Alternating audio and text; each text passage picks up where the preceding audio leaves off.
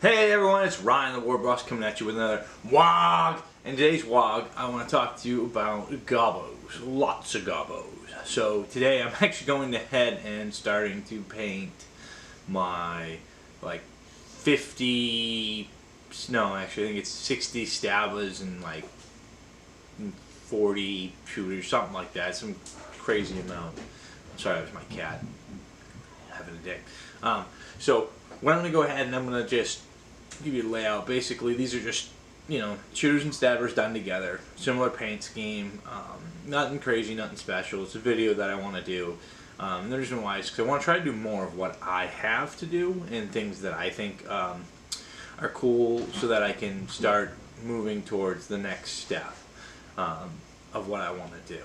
So hopefully you'll enjoy. Always go ahead and give me a like and a comment down below if you have anything to say, and subscribe if you can. Let's get to it. Alrighty, so here I go, and I start off by painting the green. As I paint the green, I make sure that I hit all of his face and his arms, his hands. Make sure I get a nice coat over all of it. This way here, when I go back to do highlights and things like that, I'm not worried about missing any spots or, anything like that. Then I go ahead and I start doing the blue of the cloak, which is Stormy Blue by Vallejo, just so you guys know. I really like how this color came out. One thing I dislike about the bottle, though, is it's very liquidy. So as I was doing it, you could tell it was quite runny. I ended up not having to water it down, and I shook my paints pretty well the second time. After that, I go into doing the outline of the shield because it's a small part.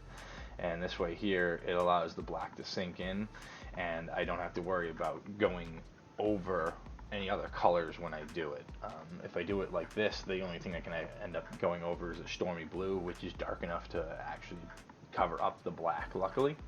After I finish the black, I go into doing the wood for the spear and the leather ropes around. Here you can see me basically hitting those up and getting them looking nice. It was pretty good there. After this, I go into doing, some of the specialty models. So you'll see me go to not a loon boss, a goblin boss with a cutter. And here you can see I'm actually doing the color of the shield inside after we've done the black on the outside. These guys didn't have it, so all I did was go ahead and hit them with a blue. This is another Vallejo blue called Sky Blue, which is pretty nice. As you can tell, it comes out really good in contrast with the dark blue and the black. Here you see me going over and doing one of the regular spearmen. I really like how this color came out, and I think that it added to the Stormy Blue with a lot of contrast, as well as from their face as well.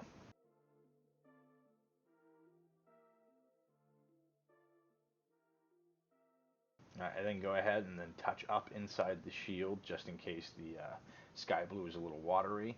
This way here, I don't have it all over the inside of the shield, and I just have the outline of, what it is.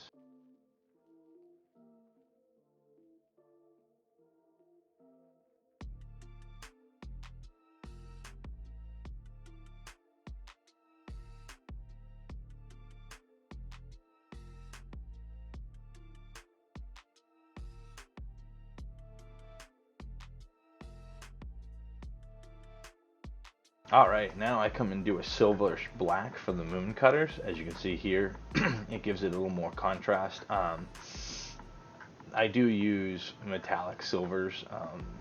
It's just easier to me than non-metallics at the moment. That's something I want to get better at, and I have been trying, but unfortunately using silver and then coating it with like a black or a wash just seems to do the trick for me right now. Hopefully I can do a video on me learning how to do non-metallic metals, because it's something that I'm really interested in, because I think the non-metallic metals just come out awesome. I also used a different color called rust for this, like the daggers and stuff, and then I went back and started to do the detail for like the eyes on the shields and the eyes for the goblins. As you can see here, I try to do the eyes for the goblins with a quick little point. Just gently touching the brush on the highlighted areas. This way here, it doesn't make a big blob or mess up the eyes.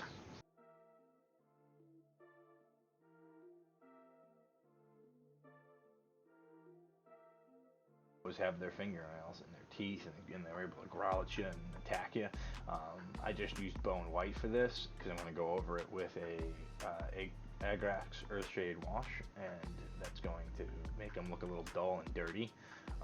As well as I went back and hit the shield mouth as well, and just continued going from there.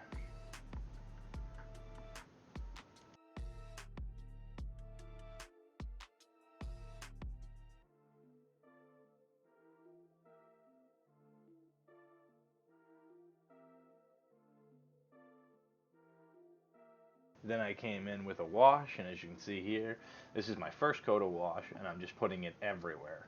And the reason why is I wanted to be able to dull down the senses, make it look dirty. I'm not going to go crazy and highlight any more than I already have, because I think that this gives it an overlay of grime that makes them look a little bit better in that case. And this is me just doing some of the other models now, going back and repeating the steps. These are goblin netters that I'm working on.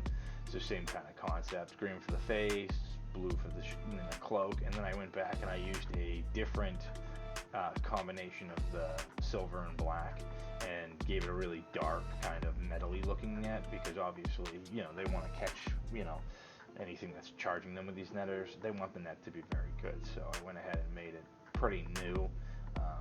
Goblins are, you know, creative on finding new parts and new things like that, as they are. They're Gobos! We's the Gobos! And then I went back and made the hooks look all rusty, like, you know, some of the other metal, as if they'd been used before. Actually came out really good for the contrast, in my opinion.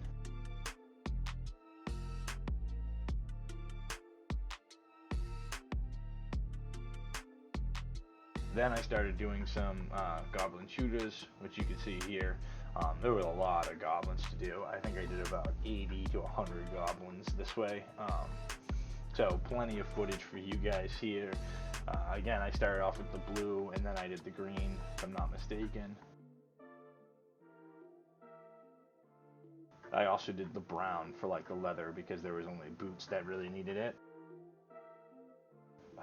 The belt. So I did the boots and the belt brown, and then I went ahead and started hitting other things, such as touching up some of the cloak in the areas I missed, and then moving towards the brown of the bow, which you can see here. I used a different color brown. I used flat brown for the boots, and I used it was like marrow brown or something like that for the bow, which is pretty cool. It gave a nice contrast between like the leather straps, the boots, and the handle where you hold the bow, as well as the bow itself, the arrow. Came out really nice.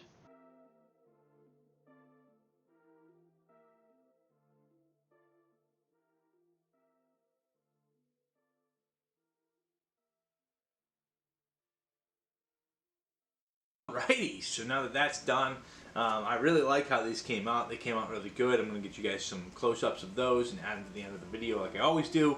Once again, this is Ryan, the War Boss from Orcs Paint Shop, coming at you with my vlog. So if today, if you want to go ahead and subscribe and leave a comment, please do. More than welcome to have you on the channel. Thanks for watching.